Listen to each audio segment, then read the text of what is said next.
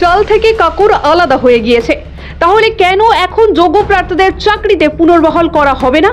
প্রশ্ন তুলে সোমবার পথে নামেন চাকরিহারা শিক্ষকদের একাংশ। এদিকে চাকরি ফেরতের দাবিতে সরব হয়ে বিধানসভার সামনে সোমবার জড়ো হন চিন্ময় মণ্ডল সহ চাকরিহারা শিক্ষকদের একদল। তাদের সঙ্গে কথা বলেন বিজেপির শুভেন্দু অধিকারী ও আইএসএফ এর বিধায়ক নওশাদ সিদ্দিকী। আর সেখানে এসএসসির নিয়োগ দুর্নীতিতে ফের তীব্র আক্রমণে মুখর রাজ্যের দুই বিরোধী নেতা। বিধানসভা চত্বর থেকে এক যোগে রাজ্য সরকারের বিরুদ্ধে তোপ দেখে তারা বলেন, যেখানে তৃণমূল সেখানেই দুর্নীতি, এটা এখন প্রতিষ্ঠিত সত্য। नौकरी बेच दिया गया है दुकान खुल के और 20% टीएमसी का नेता लोग का मिला। ये दोनों कॉम्बाइंड है, मिला भगत। ममता बनर्जी घोटाला के लिए जिम्मेदार है, सरकार जिम्मेदार है। ओम प्रकाश चौटाला जेल में था, ममता बनर्जी को भी जेल में भेजना पड़ेगा। तो सरकार खुद स्वीकार कर लिया 1806 tainted teacher recruit by the Mamata Banerjee government. देखो আমি অনেক আগেই বলেছি, যেখানে তৃণমূল ওখানে দুর্নীতি পাবেন, আর যেখানে দুর্নীতি সেখানে তৃণমূল উপস্থিতি পাবেন। তৃণমূল যখন আছে রাজ্যে ও দুর্নীতি হবেই হবে, কোনো আটকাতে পারবে না। বিধানসভায় দাঁড়িয়ে বিরোধী দলনেতা স্পষ্টভাবে জানিয়ে দেন, রাজ্য সরকার যদি এসএসসি যোগ্য প্রার্থীদের স্বীকৃতি দিতে কোনো বিল আনে, তাহলে বিরোধী দল সর্বসম্মতভাবে তাদের সমর্থন জানাবে। আমরা রাজ্য সরকারের কাছে আবেদন করেছি, আপনাদের মাধ্যমে সামনেও আবেদন করছি। তাদের পরিষ্কার বক্তব্য যে সরকারের পক্ষ থেকে অযোগ্যদের বাদ দিয়ে যোগ্য তালিকা নিয়ে সুপ্রিম কোর্টের কাছে হাত জোর করে দিয়ে বলুন যে বাকিরা যোগ্য, আপনি তাদেরকে চাকরিতে বহাল রাখার অনুমতি দিন।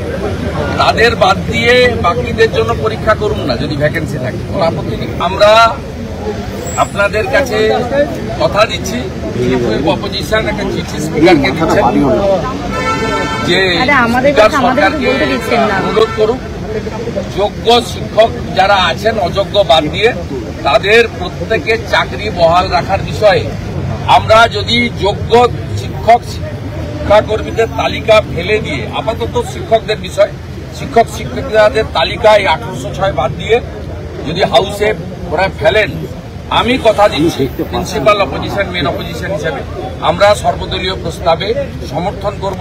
শুভেন্দুর সব কথা, এই বিল সর্বসম্মতভাবে পাস হলে তা সুপ্রিম কোর্টেও রাজ্য সরকারের পক্ষে জোরালো আবেদন হিসেবে গণ্য হবে।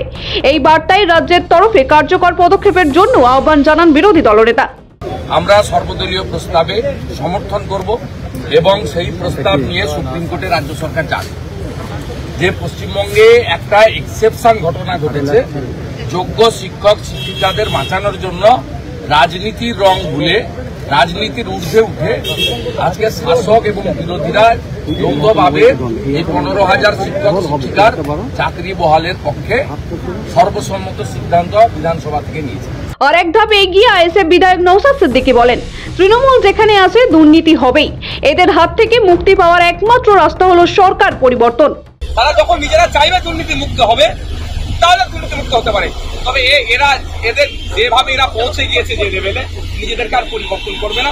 সরকারের পরিবর্তন যতক্ষণ না হয় দুর্নীতি হয়ে চলবে। সম্প্রতি বড়ুয়ার তৃণমূল বিধায়ক জীবন কৃষ্ণ সাহার গ্রেপ্তারি নিয়েও মন্তব্য করেন নওশাদ। বলেন, জীবন কৃষ্ণ তো চুনোপুটি, রাঘব বোয়ালদের কবে ধরবে ইডি সিবিআই? ওকে ধরে লোক দেখানো নাম কুড়োচ্ছে, এতে বাহবা পাওয়ার কিছুই নেই। জীবন কৃষ্ণ চা যেটা তুলতো, তুলে এগাট ওগাট করে ঘাটে পৌঁছাতো সঠিক ঘাটে, সেগুলো খুঁজে পাচ্ছে না কেন? রাঘব বোয়াল গুলো কারা? জীবন কৃষ্ণ সাহার হজম করার ক্ষমতা নাই, ওই জন্য ধরা পড়েছে আর ছুটে পালাতে যাচ্ছিল। ও হজম করেনি, যে হজম করেছে তাকে খুঁজে বার করুন। জীবন কৃষ্ণ সাহা মালটা তুলে কার কাছে পৌঁছাতো, টাকাটা তুলে কার কাছে পৌঁছাতো, সেটা কবে খুঁজে বার হবে? জীবন কৃষ্ণ সাহা চুনোপুটিকে অ্যারেস্ট করে ইডি সিবিআই সেন্ট্রাল এজেন্সি যদি বাহাবা নাই, অন্তত আমি বাহাবা দেব না। সোমবার নিয়োগ থেকে বঞ্চিত শিক্ষকদের একাংশ শুভেন্দু অধিকারী এবং নওশাদ সিদ্দিকীর সঙ্গে দেখা করতে আসেন।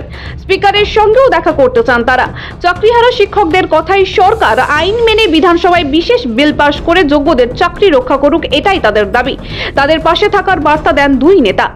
সেই জায়গায় দাঁড়িয়ে যারা 15,403 জন, যেটা আমরা সবসময় বলছি যোগ্য শিক্ষক শিক্ষিকারা, তাদেরকে কেন তাহলে পরীক্ষার মুখে একটা অনিশ্চিত ভবিষ্যতের দিকে ঠেলে দেওয়া হচ্ছে? আমরা চাইছি যে রাজ্য সরকার বিরোধীরা যারা রয়েছেন তাদের সঙ্গে সম্মিলিতভাবে এই প্রচেষ্টাটা যেন অবশ্যই করেন, যে রাজ্য বিধানসভায় একটা বিল এনে সেই বিল পাস জারি করে যেভাবেই সম্ভব যে যোগ্য যারা রয়েছেন, যাদের কোনো দাগিদের তালিকায় নাম নেই, তাদের যেন পুনর্বহালের ব্যবস্থা করা হয় এবং এটা আইনতভাবে সম্ভব। এসএসসির 26,000 চাকরি বাতিল মামলায় সুপ্রিম কোর্টের নির্দেশ দিয়েছিল 7 দিনের মধ্যে অযোগ্যদের তালিকা প্রকাশ করতে হবে। সেই নির্দেশ মেনেই শনিবার সেই তালিকা প্রকাশ করে এসএসসি। আদালতের বেঁধে দেওয়া সময়সীমার মধ্যে 1,804 জনের তালিকা প্রকাশ করা হয়। পরে রাতের দিকে আরও একটি তালিকা দিয়ে 2 জনের নাম প্রকাশ করে কমিশন। অর্থাৎ এখন দাগিদের সংখ্যা 1,806 জন, যাদের মধ্যে রয়েছেন তৃণমূলের কাউন্সিলর, অঞ্চল সভাপতি সহ বিধায়ক ঘনিষ্ঠদের নাম।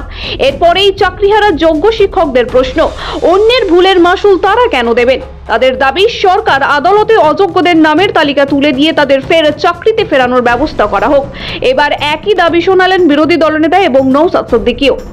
শোভিক চ্যানেলের রিপোর্ট, সময়, কলকাতা।